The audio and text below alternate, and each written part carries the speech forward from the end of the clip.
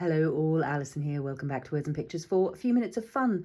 I just wanted a little bit of colour playtime today. I'm working in my handmade book created as part of Fodder School 3. This was one of the other teachers' lessons that I followed. And I used in it some handmade watercolour paper that I had been hoarding for quite a long time. And I finally cut some of it up to create this book. And mostly what I've done in here is just have a little bit of a play with colours, with mixing colours, with doodling repeated shapes, even some pen doodling over coloured shapes, playing with just adding colour palettes, and yeah, I'm ready for some more. The cover is my acorn and berry stamps, which I've painted in acrylic on fabric. That was all part of the lesson. Check out Fodder School 3 if that's something you're interested in making for yourself. I've got my Daniel Smith watercolours on the table, and okay, so I need to turn around this mat because I want to use it as a kind of palette. So this is my silicone craft mat. You can use a baking sheet, anything like that, or you can use a china plate as a watercolor palette. Any of those will work, but I just want a bit of mixing space. Obviously there's mixing space in the tin as well, but as you can see, that's fairly well used. My Daniel Smith watercolors on the table, various brushes, and the thing I want to play with, which we have played with in a previous episode. We had a little go with using this Tim Holtz wheel stencil. For me, it's a perfect little color palette to play in. And my feeling at the moment is that I want to create a full circle in the middle of this page spread. I think that's sort of where I am. Just playing with some favorite colors. So it's sort of partly swatching, it's partly meditative. I might at some point during this video just shut up and put some music on. One thing I do want to have nearby is a spare piece of cheaper watercolor paper, so that when I've got paint on the stencil I can just flip it over and print it, or maybe push the colors into there. I'm just looking around for my watercolor pad. Yes, found it. Hang on, there we go. So yeah, watercolor paper on standby just to pick some up. I've obviously got paper towel, got various brushes, but the brush is fairly immaterial. Chances are I may well end up using my Pentel water brush at times because it does have a deliciously fine point. But my aim with this is to stay fairly loose. I don't mind if the colours flood into one another. In fact, I prefer it for this particular technique. If you want a really neat, fine finish, by all means apply your paint with a sponge or a blending tool. I may do a little bit of sponging at times. There's a bit of natural sponge hanging around here, so if I want to kind of get into the corners, that's around to do that with. I sort of want to start over here because I feel like I understand. That's weird because you read from left to right, don't you? But my brain wants to start on this side, and I think I'm just going to start with a favourite blue of mine, which is the Indanthrone blue. So I don't know how much you can see of what's going on here. I'm just adding some water to that pigment to get it to mix and blend into paint. And I've got, as usual with watercolours, I've got 2 water jars on the go. One I aim to clean the brush in, one I aim to pick up fresh water for mixing paint with. It doesn't always work out like that. So I've also got my plain old water jar sort of off in a corner that will just be available for when I want to just get a brush really messy. So my aim is going to be to start with the most intense colour in the centre, just gradually get more watery as I head out.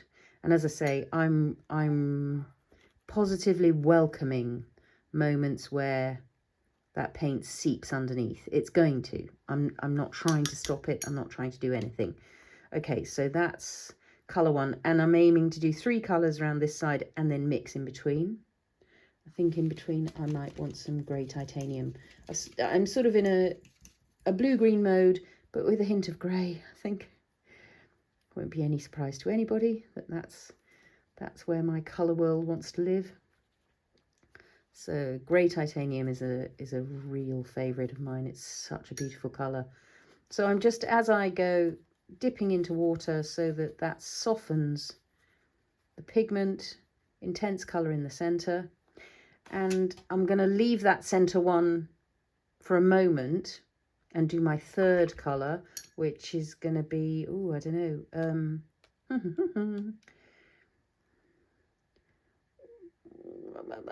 Do I want to go green? Do I want to go... Yeah, let's go green. So what's this? Green Apatite Genuine. Don't use that very often. Well, that's not true. It's half empty. So a little bit of that right into the centre. Oh, that's a gorgeous forest green, isn't it? I'll just allow that to spread out into the first one before I dip any water. So now I've got a more watery mix, and I'm just getting softer towards that outside area. Nice and watery by the end one to give us a lovely soft green. Okay, so now, while this paint is still slightly wet, is when I'm going to go back in. So here on the mat, that's a bit of Indanthrone blue. You see, wash the brush so that when I pick up my grey titanium, that's happening without putting Indanthrone blue into it. And then just on the mat here, I'm going to mix those into this luscious blue-grey. So the Indanthrone blue is a transparent paint. The grey titanium is a more opaque pigment, and so I'm getting a lovely opaque chalky grey blue in there. And again, I'm very happy for this to bleed into the colours either side. Look, there's a beautiful bloom happening there. So if you're doing serious watercolour painting, I mean, a bloom is a thing to be avoided, probably. But as soon as you start letting watercolours do the thing they want to do, you start getting much more interesting things happening, I think, because watercolours want to play with each other and with water. So that's a bit more of the grey titanium. Rinse off the brush and pick up some green Apatite. Mix that in there. Ooh, and again, that grey titanium is just giving us a wonderful clay version of that green. Beautiful. That should have been the clear water that I dipped into to just pull colour outwards so that it's not tainted with the colours that are in there now. At the beginning of the process, it's kind of fine because that water's clean. But as the water gets, as you can see, progressively dirtier. Now, at the moment, I'm not quite sure what colour I want to put here. I think I might go with a turquoise. Quite enjoying the idea of a turquoise. Which turquoise should we have? I think we might have Sleeping Beauty Genuine. So that means I can already mix, here on the mat, some green Apatite as opposed to appetite. It's not because I'm hungry. Oh, but maybe we should go with something a bit subtler. Let's go Cobalt Green Pale. That's a really delicate little green, which again has got a big hole in the middle of the palette. That's getting me a misty kind of a green. Yeah, let's do it. What the heck? You don't know, do you, till you carry on and do it. So clean water to just spread that out a little bit. Sorry about the shadows. We've just had an absolute downpour here for the last 2 hours, which the countryside is obviously deeply grateful for, but it's really not great for lighting when you're filming a video. So I'm trying to put a bit more slightly intense colour into the centre there. And just let that spread out. Clean that brush. Time to lift up. So there's a bit of colour on here. Ooh, and look at that. So I don't mind that that colour is separating. That's rather nice. I didn't fully mix the paint and I'm getting things left on the paper to just come over. So I think what I'm going to do with this is give it a quick spritz, because that will just reactivate any of that paint that is dry. Here's my spare sheet of watercolour paper, and I could flip and print, but I think what I'm going to do rather than that is just use this sponge to push some of that colour off the stencil into the spaces. So the print would give me a very fine spider web, obviously. But what this is doing is giving me a kind of pastel version. Sort of wishing I'd done it on the opposite page now. No, it's all good. This will give me a different tag background to use. So that's just rubbing that excess directly onto the paper. Gives me a beautiful, subtle pastel version of what we've just been doing here. Here, there's a bit of paint bleeding that I sort of don't want to happen. So I'm just going to use the paper towel to stop it in its tracks. The pigment will only run into paper that is wet. So it needs fluid to move. So if you dry that paper, then you're controlling where that paint is going to land up. And that's always true of using watercolours. It's true of using water-reactive inks as well, really. So let's just wipe off these because they're done with now. I'm going to carry on round the circle. As I say, I sort of partly wish I'd put that there because that would have been beautiful, wouldn't it? Yeah. But let's carry on round. We can do that another day. We'll do that another day. So what did I use in the end? Oh, the Cobalt Green Pale. Okay, so that's what we're starting with now. Let's get a nice mix of that up. It really is a very subtle colour, Cobalt Green Pale. It's a delicate little beast. So we'll get a slightly more pure version of it now, obviously. Get some clean water, just water it down a little bit. And then clean the brush quite a lot and pull with quite a watery brush out towards the edges just to get that lovely gradation of tone. Grand. And what colour are we going to go for next? Quite fancy something bluish again. Maybe let's go French Ultramarine. That's quite a nice sort of soft blue. More of a purpley blue, I guess, than the Indanthrone blue. The Indanthrone blue is really a blue. Yeah, that's nice. Spread it out into... Oh no, I've gone in the wrong hole. That's because I was busy talking to you. So I'm going to get most of that up, and it's fine because this next one is going to be a mixture of those two.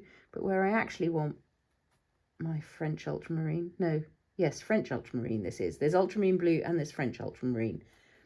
Subtly different versions of the colour, and hopefully I'll be able to get a sort of soft enough mix that when I fill in that bit there it'll all make sense again. Let's put a bit more pigment right in the centre to intensify. There we go, and that'll make things better when we come to... So you can see, according to the degree of mixing you do, you can really shift the potency of your watercolours. That's a gorgeous little movement. I'm going to do this while that paper is still slightly wet. So this is back to the Cobalt Green Blue, mixing it in with that Indanthrone that's on the paper, on the mat already. And that's a lovely sort of ocean colour in between the two. Subtle but beautiful. And again, a little bit more intensity down in the centre here. Just adding some pigment back in. And it will cause blooms. Again, it will cause little moments where the colours mix or cause droplets, but you know how fond I am of texture and splatter and all of those kinds of things. So I'm really good with all of that. I'm tempted to go towards another greyish colour. Maybe... Ooh, Maya, yeah, the Mayan Blue Genuine is beautiful. It's a kind of, it's one of the mineral colours. Daniel Smith has beautiful colours made with actual minerals. And when I went to the International Craft show, that's really Mayan Blue Genuine. Good Lord. I don't think I've ever put it on quite so potently before. I've always used it in a much more subtle mix, but that's really rather wonderful. What was I saying? Oh, yeah. So in Frankfurt earlier this year, Daniel Smith had a stall and they had the actual minerals there that these mineral colours are made with. And seeing all those rocks just laid out with those glorious colours was amazing. Right, so I've got Mayan Blue Genuine here. So to it, I'm going to add some of this French Ultramarine, and that's going to go in between those two. A bit more Mayan Blue Genuine. A bit more French Ultramarine. Let's see what that gives us. I'm not mixing 50-50, as you can probably tell here. I'm mixing till I see something on the mat that I'm interested in. So these aren't 50-50 mixes. You could obviously go again and create another mix between these two colours by adding a bit more Mayan Blue, between these two colours by adding a bit more of the French Ultramarine. That's the whole joy of colour mixing. You can create as many shades in between as you've got patience to colour mix. And so finally, this was the Indanthrone blue. So I need a bit more of my Mayan Blue Genuine up here. And then back round to a bit of Indanthrone blue to mix into there. Indanthrone blue is quite a powerful colour. So I'm thinking I'll need to just kind of be patient and find something in between these two. Nice. And again, it's got a kind of ocean colour to it. Gorgeous. Enjoying that. So again, all of these are loose, they're not perfect, and that's what I'm enjoying. That's a really soothing colour wheel to me. So again, I'm going to take this. I could flip it and print that cobwebby version. If you want to see that happen, I did do that when I used this stencil previously with watercolours. So I'll link that video below and you can see the flipped version to get the cobweb. In fact, I think I might have used that cobweb in a tag time video at some point. But this time what I'm doing is just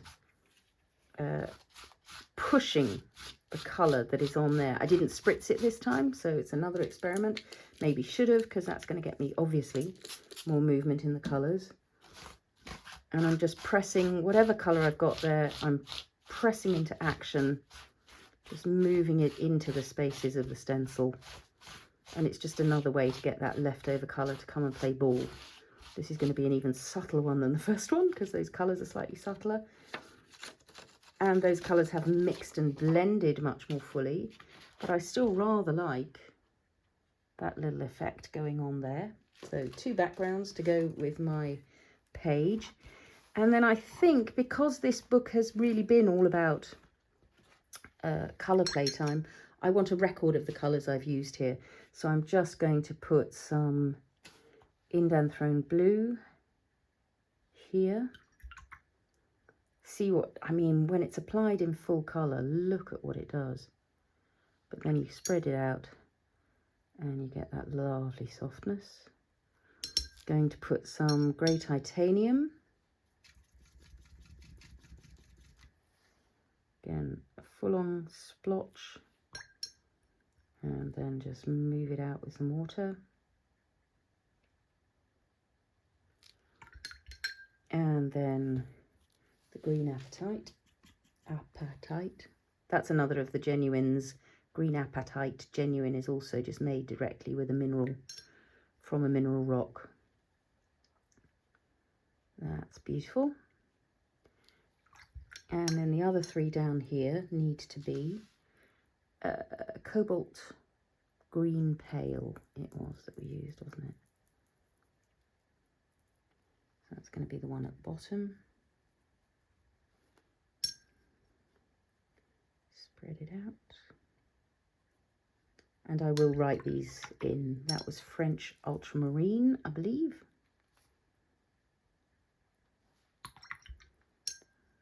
Spread it out. And that was Mayan Blue Genuine. It's still quite watery in its pot there, but that should get the job done.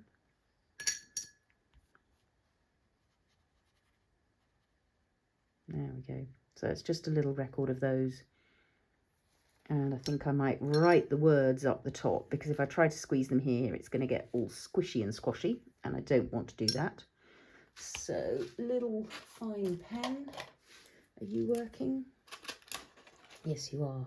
So this was Indanthrone Blue.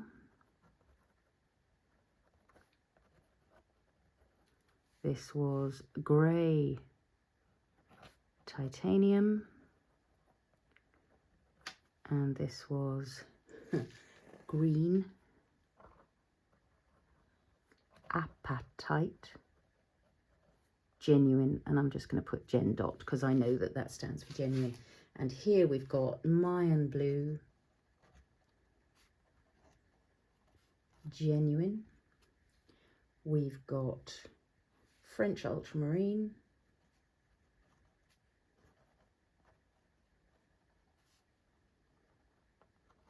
and we've got Cobalt, Green, Pale. And that's just, it's just a really satisfying way to play with your colours, explore the amounts of pigment and the amounts of water that give you different tonal qualities within each colour. Again, there's a bit going that I don't like as a blend, so I'm just putting a stop to it with a bit of kitchen paper towel.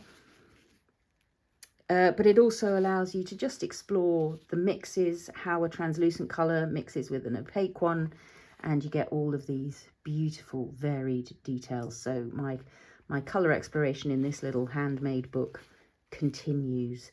I will zoom in for a close-up of that and obviously cut these into probably tag shapes, ready to play for tag time sometime soon. Thanks so much for your company. If you've enjoyed this little bit of playful, meditative colour swatching, do give me a thumbs up. Consider subscribing if you haven't already. And I look forward to your company on this creative journey in the future. Thanks so much for watching, and happy crafting all. Of course, I couldn't resist doing a little bit of spatter with a mixture of the Indanthrone Blue and Titanium Grey, which was my favourite. I'm just softening that with a little bit of kitchen towel, because I like the spatter, but I don't want it too blotchy, too strong. So just knocking it back while it's still wet means I soften that spatter, but it's just loosening the page. But now, of course, I've got this lovely paint on the mat. So with the last little bit of the spare watercolour paper, and if I can find it, the sponge. What? Oh, there it is, right under my nose. I'm just going to use up that waste colour just here onto this, and then I might just put in a little bit of something else just for fun, just because I've got the paints here. And again, this is going to be a loose one, but one of the joys again of watercolour paint is just letting colour move and spread. Let watercolour do the work for you, because it will. It'll play with joy. So I've just bunged in a little bit of Indanthrone Blue into there, and coming from the other end, what is this? Cerulean Blue, it appears to be, coming in from there, and just letting the two meet somewhere in the middle. I've now got, of course, oh, that's a lovely soft one, isn't it? I'm gonna just create extra texture. Again, paper towel is your ally. And I can come back in and draw those lines back in white, which I might well do. I've now got lots of lovely colour on here, though, to toss up between onto the back of here, or finding another piece of paper to do it with. This is the trouble with mopping up. Mopping up can go on forever. So again, rather than flip and print, I'm going to do the colour pushing one more time, and just let ourselves have a nice loose blue rainbow. In fact, again, I'm sort of enjoying the idea of putting a bit of grey into here. Seem to be. The sun has now gloriously come out after that downpour earlier. It's now bright and beautiful out there. Adding a little bit of grey-blue into this mix, which is getting me all sorts of wonderful grey-blue neutrals around the place. Enjoying that quite a lot, so much so that I might grab a bit of Payne's Grey into here. That's real stormy sky stuff now, but really deliciously enjoyable. Bit of water to move it around. Again, this is going to be very watery. I'm going to have almost no lines left, but I can go back in and draw with them. This time I might flip for a print. Shall I? Or shall I do another push? Let's flip for a print. There we are. This time the kitchen towel is doing a printing job. There we go. Loads of backgrounds into the bargain. In any case, I just carried on playing, and then I thought it'd be fairer to just turn the camera back on, because I'm going to put these into the camera close up and you'll just be thinking, where did all that come from? Well, this is where it came from. There's that print. Just a beauty. Grand. So this time I will come in for the close up, and happy crafting all.